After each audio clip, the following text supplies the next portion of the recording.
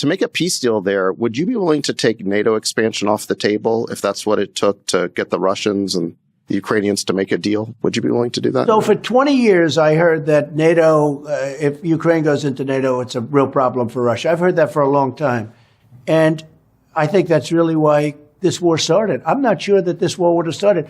Biden was saying all of the wrong things.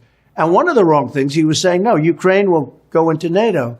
That's one of the many things he said. When I listened to him speak, I said, this guy is going to start a war. Because as you know, for 4 years, there was never even talk of Russia going into Ukraine. That would have never happened. Russia was not going to attack Ukraine. As soon as I got out, they started to form along the lines. And I thought that Putin maybe, well, look, he's a good negotiator. I thought he was going to be doing that for negotiation purposes. Then all of a sudden they attacked. And I said, what's going on here? But if you look at the rhetoric from Biden, he was saying the opposite of what, in my opinion, you had to say.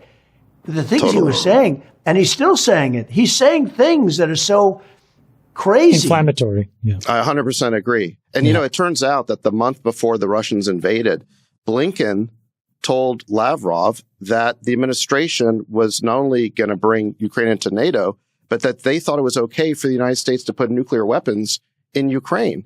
So no wonder the Russians hit the roof. I mean, you talk about provocation. Well, let's say you were running Russia. You wouldn't be too happy. And that's always been off the table. You know, it's a border. And it's always been, you know, I don't think that they would have, if they thought that that was going to remain sort of a territory where you don't have NATO, but they don't want to have soldiers right on their border. They don't want to have it. It's always been understood. And that's even before Putin. It's always been understood that that was a no-no. And now you can go against their wishes, and it doesn't mean they're right when they say that.